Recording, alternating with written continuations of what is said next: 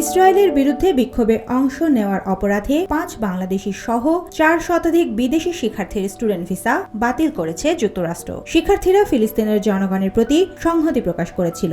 এসব শিক্ষার্থী গত ২ বছর ফিলিস্তিনে ইসরায়েলিদের বর্বর হামলা ও হত্যাযজ্ঞ বিরোধী আন্দোলনে অংশ নিয়েছিলেন।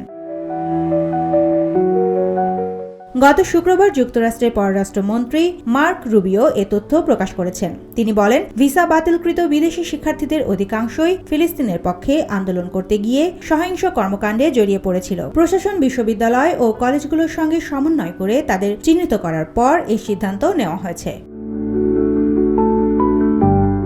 এদিকে ট্রাম্প প্রশাসন বিদেশি ছাত্রছাত্রীদের বিরুদ্ধে ব্যবস্থা নিয়েই ক্ষান্ত হয়নি। যুক্তরাষ্ট্রের নাগরিক হবার পরও ফিলিস্তিনিদের পক্ষে বিক্ষোভ করার অপরাধে চাকরি পাওয়ার ক্ষেত্রে বিধিনিষেধ আরোপ করেছে। গত ৭ দিনে ৪ শতাধিক বিদেশি শিক্ষার্থীর ভিসা বাতিল হওয়াদের মধ্যে রয়েছে বাংলাদেশি ৫ জন শিক্ষার্থী। তাদের ২ জনের বাড়ি সিলেট জেলায়, ২ জন ঢাকা ও ১ জন বগুড়া জেলার। এ তথ্য ছড়িয়ে পড়ার পর যুক্তরাষ্ট্রে অধ্যয়নরত বাংলাদেশি শিক্ষার্থীদের মধ্যে ভীতি তৈরি হয়েছে।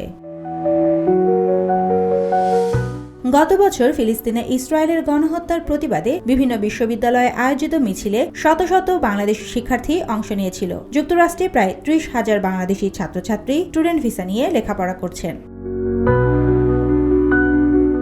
কিছুদিন আগে ট্রাম্প প্রশাসন বিশ্বখ্যাত হার্ভার্ড বিশ্ববিদ্যালয়ের ৩ জন ছাত্র ও ২ জন সদ্য গ্র্যাজুয়েটের ভিসা বাতিল করেছে। তাদের গ্রেফতার করে ডিপোর্টেশনের প্রস্তুতি নিচ্ছে। হার্ভার্ড বিশ্ববিদ্যালয় কর্তৃপক্ষ বলেছে, আমাদের সঙ্গে যোগাযোগ না করে শিক্ষার্থীদের ভিসা বাতিল ও গ্রেফতার করা হয়েছে। আমরা এর প্রতিবাদ জানাচ্ছি। কেন্ট ইউনিভার্সিটির ৪ জনের ভিসা গত শনিবার বাতিল করা হয়েছে। বিশ্ববিদ্যালয় কর্তৃপক্ষ বলছে, এ ধরনের সিদ্ধান্ত নেবার আগে সরকার বিষয়টি তাদের নজরেই আনেননি। একইভাবে ইউনিভার্সিটি অব অ্যাক্রনের ২ জন ছাত্রের ভিসা বাতিল করা হয়েছে। যুক্তরাষ্ট্রের ইমিগ্রেশন অ্যাডভোকেসি গ্রুপগুলো গণহারে বিদেশি ছাত্রদের ভিসা বাতিল করে তাদের ভবিষ্যৎ জীবন অন্ধকারে ঠেলে দেওয়ার উদ্বেগ প্রকাশ করেছে। তারা বলেছেন, ফিলিস্তিনের পক্ষে মিছিল করার অপরাধে এ ধরনের পদক্ষেপ যুক্তরাষ্ট্রের সংবিধানের পরিপন্থী। সুবর্ণা মেইজাবিন, দেশকাল নিউজ।